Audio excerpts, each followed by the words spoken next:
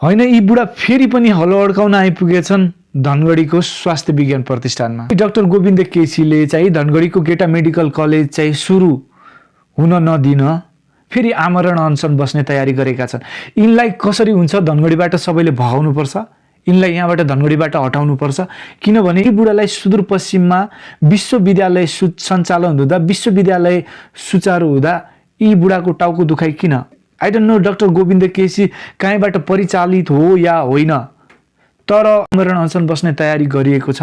यो भनेको चाहिँ सुदूरपश्चिमका लागि एकदमै नराम्रो र दुःखको, योभन्दा दुःखको खबर केही हुन सक्दैन। हरेक पटक चाहिँ होइन सुदूरपश्चिममा हुने विकासलाई विभिन्न बहानामा रोक्ने र ढिलाइ गराउने प्रवृत्ति चाहिँ दोहोरिँदै आइरहेको छ। सुदूरपश्चिममा बल्ल बल्ल शहीद दशरथ चन्द स्वास्थ्य विज्ञान विश्वविद्यालय चाहिँ सुचारू हुने भन्ने कुरा आइरहेको छ।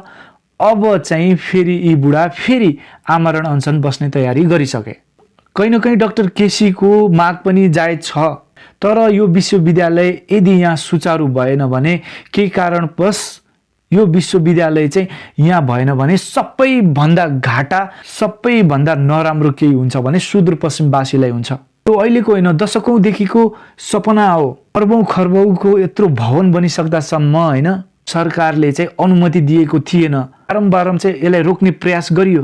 कतिपय चाहिँ मेडिकल माफियाहरू पनि चाहन्नन् कि यहाँ चाहिँ यो स्वास्थ्य विज्ञान प्रतिष्ठान आओस् र हाम्रो धन्दा पानी बन्द होस्। तर सुदूरपश्चिमवासीलाई दशरथ चन्द स्वास्थ्य विज्ञान विश्वविद्यालय यहाँ आयो भने धेरै सहज हुनेछ र यहाँका जनताले चाहिँ सजिलै स्वास्थ्य क्षेत्रमा, स्वास्थ्यमा चाहिँ एक्सेस पाउनेछन्, सजिलै हामीले चाहिँ उपचार पाउनेछन् टाइममा।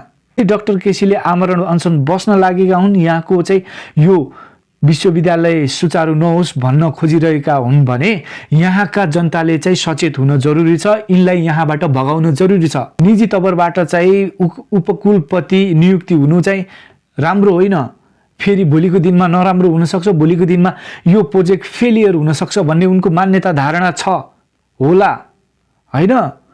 तर यदि यो विश्वविद्यालय सुचारू भएन भने सबैभन्दा घाटाको लागि हुन्छ भने सुदूरपश्चिमवासी, धनगढीवासी र यो समग्र सुदूरपश्चिमवासीको सपना चाहिँ चकनाचुर हुन्छ।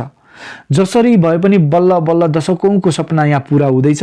यो सपनालाई चाहिँ सुचारू हुन दिनुपर्छ। यी बुढाले यहाँबाट फाल्नुपर्छ। यहाँका नर्सहरूले बाहिर जानु पर्दैन पढ्नलाई, यहाँका स्टुडेन्टहरूले बाहिर जानु पर्दैन। सुदूरपश्चिमका जनताले काठमाडौँ गएर महँगो रेटमा उपचार गर्नु पर्दैन, महँगो काठमाडौँ गएर धेरै खर्च गरिरहनु पर्दैन, दिल्ली खटीमा पिलिभित धाइराख्नु पर्दैन होइन।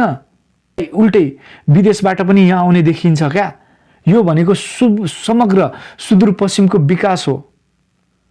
यो विश्वविद्यालय सञ्चालन हुनु भनेको सुदूरपश्चिमको विकासमा चाहिँ एक थप कोसे ढुङ्गा साबित हो। बल्ल बल्ल धनगढी स्थित शहीद दशरथ चन्द स्वास्थ्य विज्ञान विश्वविद्यालयको निर्वाचन पछि सरकार गठन भएसँगै बल्ल बल्ल यसको प्रक्रिया चाहिँ अन्तिम चरणमा आइपुगेको छ। तर अहिले आएर फेरि यी डाक्टर केसी आमरण अनसन बस्ने र यहाँको विकासमा चाहिँ बाधा बन्न खोज्दैछन्।